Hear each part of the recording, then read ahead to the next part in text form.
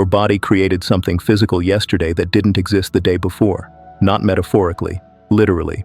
A molecule that wasn't present in your tissues, a protein configuration that had never formed in your cells, a neural connection that represents new circuitry in your brain. And the blueprint for that creation didn't come from your genes or your diet or random cellular processes. It came from an emotion you felt.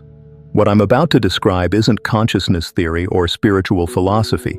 This is documented molecular biology operating according to principles that most people never learn because the implications are too destabilizing to consensus reality.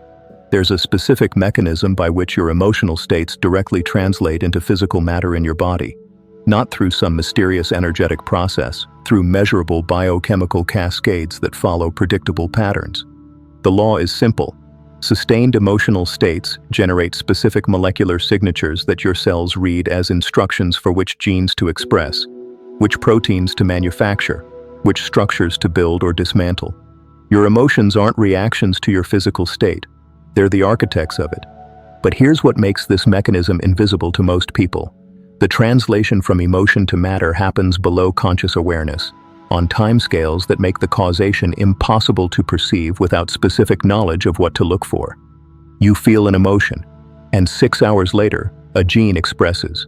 12 hours later, a protein assembles. 3 days later, a receptor configuration changes. 2 weeks later, you notice a shift in how your body responds to situations. The gap between emotional cause and physical effect is wide enough that you never connect them. You experience the physical changes as random fluctuations in your health, energy, resilience, or vulnerability. You don't recognize them as the material manifestation of emotional patterns you've been running for days or weeks. Researchers studying psychoneuroimmunology have mapped the exact pathways. When you sustain an emotional state, your hypothalamus releases specific neuropeptides into your bloodstream. These molecules are information carriers. They travel through your circulatory system and bind to receptors on the surface of cells throughout your body. When a neuropeptide binds to a cellular receptor, it changes the configuration of that receptor. That configuration change sends a signal into the cell's interior, triggering a cascade of chemical reactions that ultimately reaches the nucleus where your DNA is stored. The signal tells specific genes to activate or suppress. Gene activation means your cell begins manufacturing proteins it wasn't making before. Those proteins become the structural components of your physical body. They form receptors, enzymes, antibodies, hormones, neurotransmitters. They determine how your cells communicate, how your immune system responds, how your tissues repair or degrade. This isn't occasional or minor. This is constant and comprehensive. Every sustained emotional state you experience is continuously generating molecular instructions that reshape your physical matter at the cellular level. The emotion of chronic low-level anxiety, maintained for weeks, triggers gene expression that produces elevated cortisol receptors in your hippocampus. More receptors mean more sensitivity to stress hormones. Your brain physically restructures itself to be more reactive to threat. The anxiety you feel today is building the neurobiology that will make you more anxious tomorrow. The emotion of sustained resentment activates inflammatory gene pathways. Your immune cells begin producing cytokines that create systemic inflammation. That inflammation doesn't feel like resentment. It feels like joint pain, fatigue, brain fog. You treat it as a physical problem, never recognizing it as the material form of an emotional pattern you've been maintaining. The emotion of genuine care and connection, sustained through regular experience, triggers gene expression that produces oxytocin receptors, enhances vagal tone, and promotes cellular repair mechanisms. Your body literally builds different physical structures when you maintain connection versus when you maintain isolation. This is why two people can have identical genetics, identical diets, identical exercise routines, and completely different health outcomes. The variable isn't genetic or behavioral, it's emotional. The sustained emotional patterns they run generate different molecular instructions, which build different physical realities in their bodies. But here's where the hidden quantum law becomes relevant. The mechanism I just described is classical molecular biology. Emotion triggers neuropeptide release, which triggers gene expression, which creates proteins, which become matter. That's linear causation operating through known biochemical pathways. The quantum aspect is more subtle and more powerful. It operates at the level where emotion itself originates, before it triggers the classical cascade. Quantum mechanics describes how subatomic particles exist in superposition of multiple states until measurement collapses them into definite configurations. This isn't metaphor. At the quantum level, particles literally exist as probability distributions rather than fixed positions until something interacts with them in a way that forces resolution.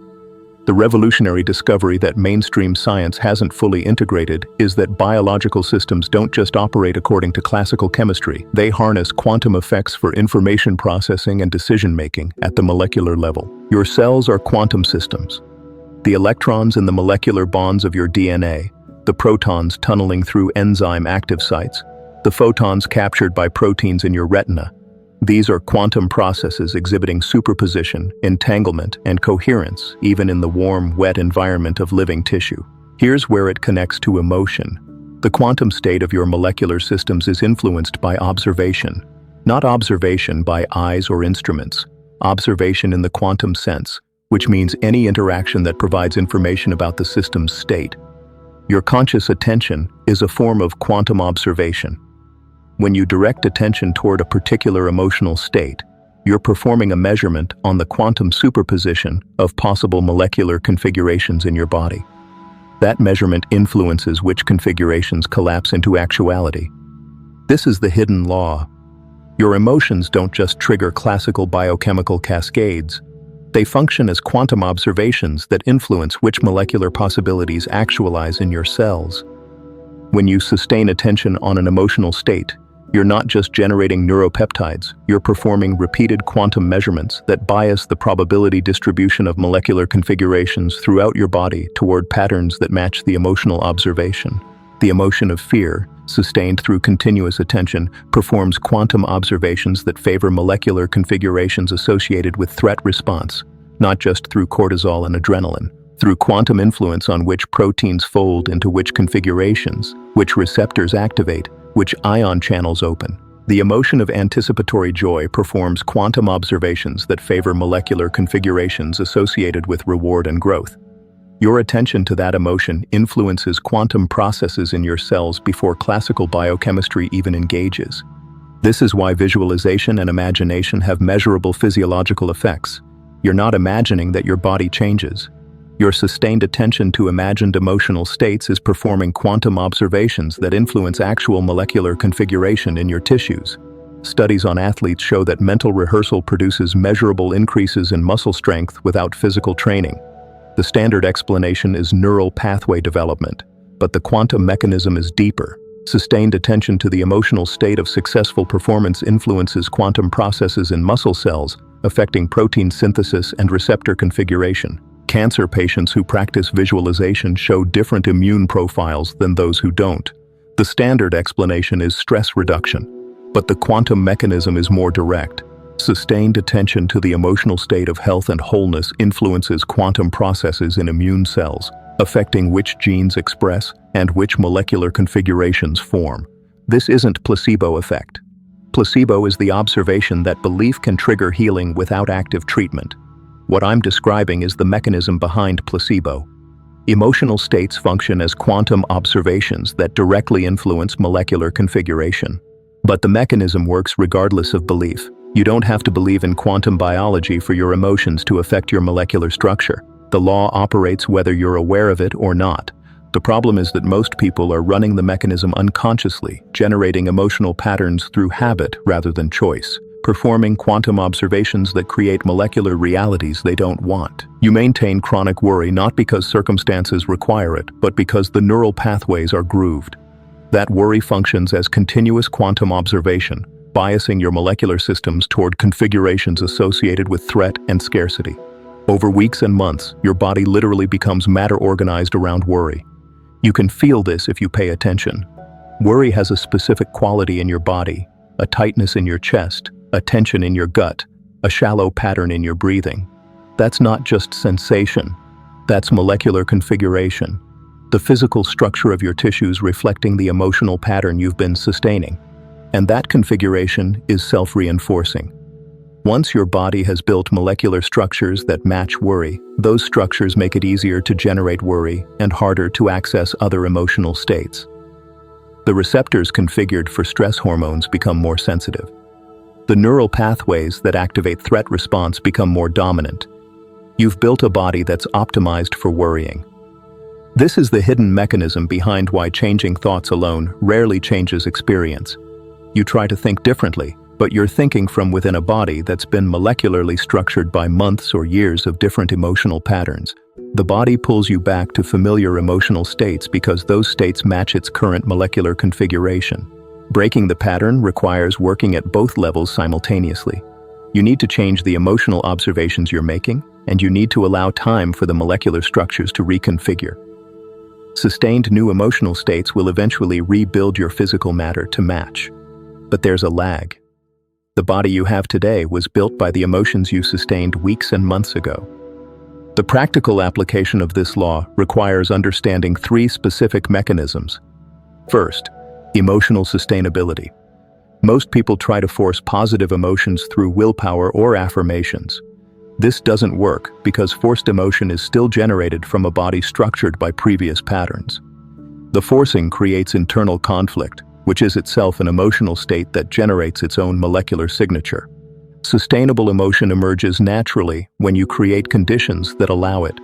You can't force gratitude, but you can direct attention toward what's actually present that warrants appreciation. The genuine appreciation that arises isn't forced, it's discovered. And that authentic emotional state performs quantum observations that influence your molecular structure differently than performed gratitude. Second, pattern recognition. You need to become conscious of which emotional states you're sustaining most frequently. Most people have no accurate awareness of their emotional baseline. They think they're generally fine because they're not experiencing extreme emotions. But underneath the surface stability, there's a consistent low-level emotional tone that runs for hours every day. That tone is what's building your molecular reality, not the occasional peak of joy or spike of anger. The sustained baseline that colors your experience most of the time. To identify it, you need to check in with your actual felt sense multiple times per day. Not what you think you should be feeling. What's actually present in your body as sensation and tone. Most people discover they're running chronic low-level versions of anxiety, frustration, resignation, or emptiness that they've normalized to the point of invisibility. That normalized emotional state is performing quantum observations constantly, shaping your molecular structure toward configurations that match the emotional pattern. If you want different physical health, different energy, different resilience, you need to shift the baseline emotional state you're sustaining. Third, time-distributed observation. Because the translation from emotion to matter happens across days and weeks, you need sustained practice rather than intense intervention. 1 hour of deep meditation generates temporary shifts in your biochemistry, but your molecular structures are built by the emotional patterns you maintain for hours every day across weeks. This is why crash diets and extreme exercise programs rarely produce lasting results. They're attempting to override molecular structures that were built by years of different emotional patterns. The body will rebuild toward its emotionally established configuration unless the underlying emotional patterns shift. The approach that actually works is subtle, consistent, and extended over time. Rather than trying to generate peak positive states, you work on shifting your baseline emotional tone slightly toward patterns that support rather than undermine your desired physical state. If your baseline includes chronic tension, you practice finding moments of genuine ease, not forcing relaxation, discovering actual ease that's available in your current experience. That authentic ease performs quantum observations that influence your molecular systems toward configurations supporting relaxation. If your baseline includes resignation, you practice noticing genuine agency, not affirming power you don't feel, recognizing actual choices you're making in each moment. That authentic recognition performs quantum observations that influence your molecular systems toward configurations supporting engagement. The shift happens slowly because molecular structures take time to rebuild. But the shift is cumulative. Each day you sustain a slightly different emotional baseline. You're biasing the quantum observations that influence which molecular configurations form in your cells. After 2 weeks of consistent practice, you'll notice the first physical changes: better sleep, more stable energy, different appetite patterns. These aren't psychological, they're molecular. Your cells have begun building different proteins based on the shifted emotional observations you've been performing. After 6 weeks, the changes become more obvious. People will comment that you seem different without being able to identify what changed. Your body is carrying different molecular structures that others perceive even if they can't articulate it. After 3 months, the shift is undeniable. Your physical body has substantially reconfigured based on the sustained emotional observations you've been making. Health markers improve, energy stabilizes, resilience increases, not because you forced anything, because you changed the quantum observations your consciousness was performing, and your molecular systems responded by building different matter. This is the hidden law. Consciousness influences matter through emotion functioning as quantum observation, not mystically. Through documented quantum biological processes that remain invisible only because the timescale of translation prevents casual observation of causation. Your body right now is the material manifestation of the emotional observations you've been sustaining for the past 3 months. Every molecule, every cell, every tissue carries the signature of emotional patterns you've been running. If you want different physical reality, you need to sustain different emotional observations, not by forcing emotion. By discovering authentic emotional states that match the physical reality you intend to build and maintaining those states consistently across the weeks and months required for molecular reconfiguration. The law is always operating. Your emotions are always turning into matter. The only question is whether you're conscious of the process and working with it intentionally or unconscious of it and building molecular realities by default. Most people are unconscious. They run emotional patterns from habit, generate molecular structures that match those patterns, then wonder why their physical health doesn't match their conscious intentions. They're trying to change matter directly through diet, exercise, and supplements, while the emotional observations that built their current molecular reality continue unchanged. This approach is backwards. Matter follows emotion because emotion functions as quantum observation that influences molecular configuration. Change the sustained emotional observations, and the matter will reconfigure to match. Maintain the same emotional patterns while trying to force physical change, and the body will rebuild toward the emotionally established configuration.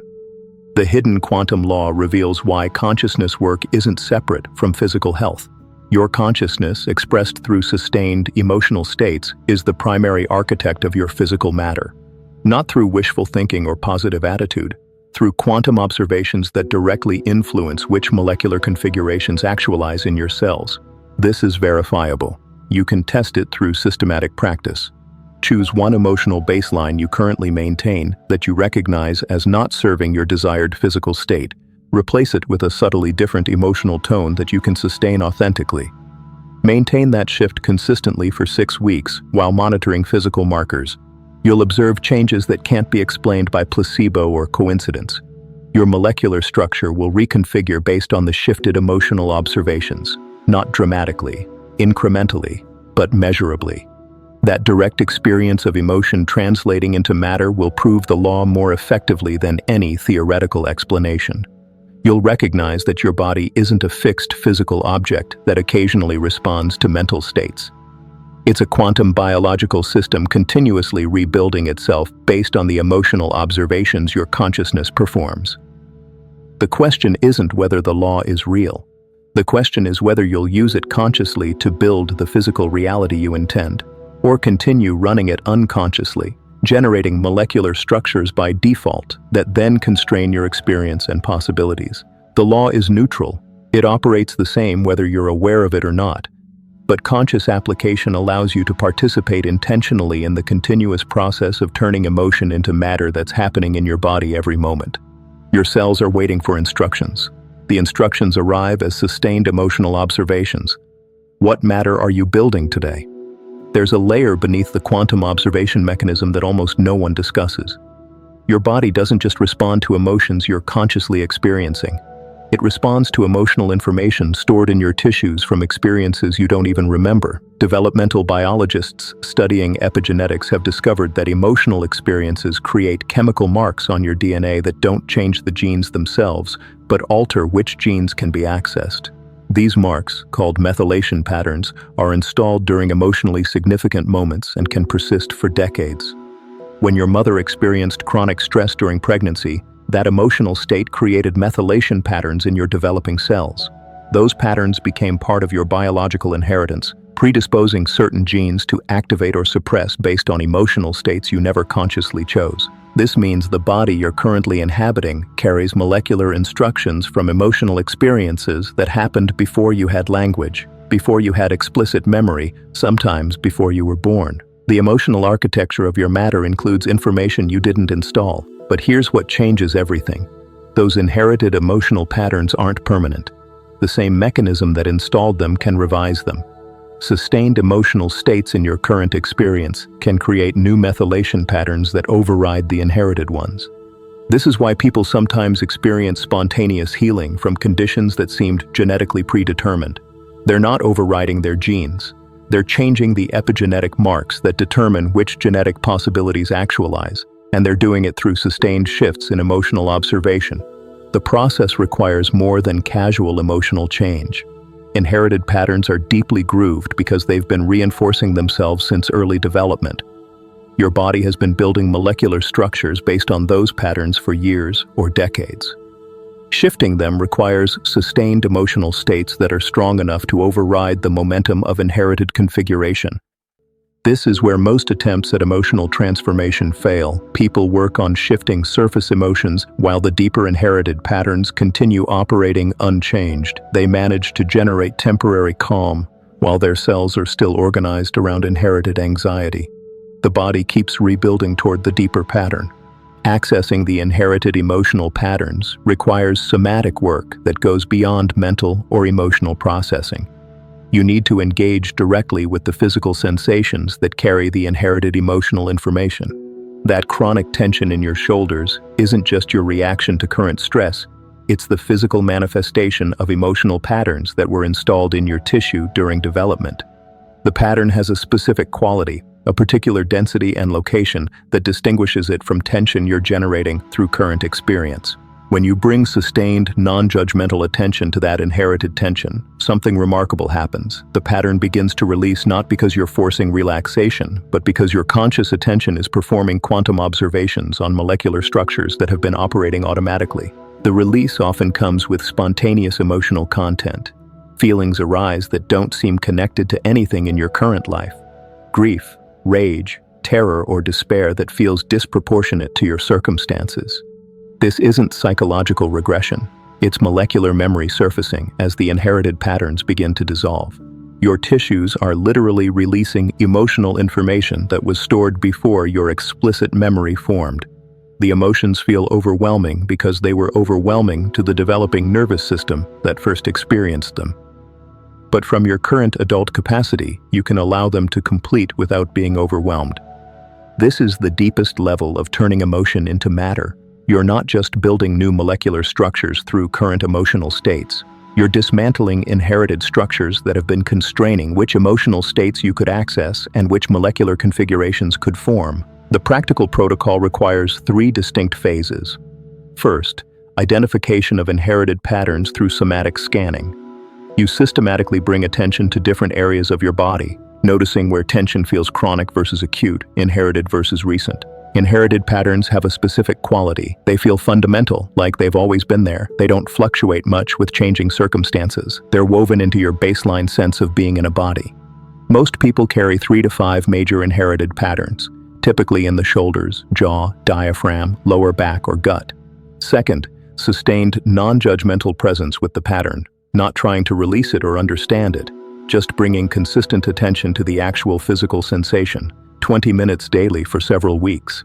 This is performing quantum observations on the molecular structures carrying inherited emotional information. During this phase, spontaneous emotional releases often occur. Let them complete without analysis or story-making. The emotions arising aren't about anything in your current life. They're information discharging from tissues as the molecular structures reconfigure. Third, installation of new patterns through discovered emotion. Once inherited patterns begin releasing, space opens for different emotional baseline. But you can't force what fills that space. You discover emotional tones that become available as the old structures dissolve. These discovered emotions often surprise you. They're not what you thought you should feel or what you've been trying to generate. They're authentic emotional states that were inaccessible while inherited patterns dominated your molecular configuration. When you sustain these discovered emotions, they begin creating new molecular structures, not rebuilding the old patterns, installing genuinely new configurations that expand your emotional range and therefore your physical possibilities. The timeline for this work is longer than surface emotional shifting. Inherited patterns took years to establish their molecular dominance. Dissolving them and building new structures requires sustained practice across months. But the changes are profound in ways that surface work never achieves. People often report that their entire relationship with being in a body transforms. Chronic health conditions that seemed intractable suddenly shift. Energy patterns that were limited for decades expand. Physical capacities that seemed genetically determined change. This isn't miraculous healing. It's the natural result of changing the deepest level of emotional observation that's been building your molecular structure. When inherited patterns dissolve, the body can rebuild based on current rather than historical emotional information. There's also a collective dimension that most people never consider. The emotional patterns creating your molecular structure aren't just individual. They're embedded in cultural fields you're continuously immersed in. Your nervous system is constantly reading emotional information from your environment, not just from direct interactions, from the ambient emotional field of wherever you're located. That field carries emotional signatures from collective patterns, cultural anxiety, historical trauma, systemic oppression, collective hope or despair. Those ambient emotional fields influence your quantum observations. When you're immersed in a cultural field of chronic stress, that field biases your molecular systems toward stress-responsive configurations, even when your individual circumstances don't require it. This is why moving to a different culture or community can produce spontaneous health changes that seem unrelated to behavioral modification. You're not just changing your individual emotional patterns. You're immersing in a different collective emotional field that performs different quantum observations on your molecular systems. The practical implication is that individual emotional work has limits when you remain immersed in collective fields that contradict your individual practice. You can sustain personal calm for hours daily, but if you're immersed in collective anxiety for the remaining hours, your molecular structures receive mixed instructions. This doesn't mean you need to physically relocate. It means you need to become conscious of which collective emotional fields you're immersed in and make choices about exposure. Media consumption, social environments, work cultures, these aren't just psychological influences. They're emotional fields performing quantum observations on your cells. Limiting exposure to collective emotional fields that contradict your desired molecular configuration isn't avoidance. It's recognizing that your body is continuously reading emotional information from your environment and building matter accordingly. If you want specific molecular structures, you need consistency in the emotional observations being performed. Some people can maintain individual emotional patterns regardless of collective field. They've developed such strong internal coherence that external emotional information doesn't significantly influence their molecular configurations. But most people are more porous than they realize. Collective fields shape their baseline emotions, which shape their molecular structures, usually without conscious awareness. The hidden quantum law operates at all these levels simultaneously. Current conscious emotions performing quantum observations. Inherited patterns from early development building default configurations. Collective fields from cultural immersion biasing molecular possibilities. All continuously translating emotion into matter. Your body right now is the integration of all these levels. Current emotional observations layered over inherited patterns immersed in collective fields. The molecular structures you're carrying were built through this complex interaction. Transforming those structures requires working at all levels, shifting current emotional baseline, dissolving inherited patterns through somatic work, consciously managing collective field exposure. This integrated approach allows molecular reconfiguration that single-level work cannot achieve. The question isn't whether emotion turns into matter. That's happening continuously whether you're aware of it or not. The question is whether you're participating consciously in the process at all levels, or allowing default patterns to build molecular structures that then constrain your possibilities. Your cells rebuild continuously. The matter of your body 3 months from now will be substantially different from the matter you're carrying today. The blueprint for that rebuilding is being written right now through the emotional observations you're sustaining at all levels. What matter are you building? Not through what you think or believe, but through the actual sustained emotional observations your consciousness is performing moment to moment, layered over inherited patterns, immersed in collective fields. That's the question the hidden quantum law requires you to answer through direct examination of your experience.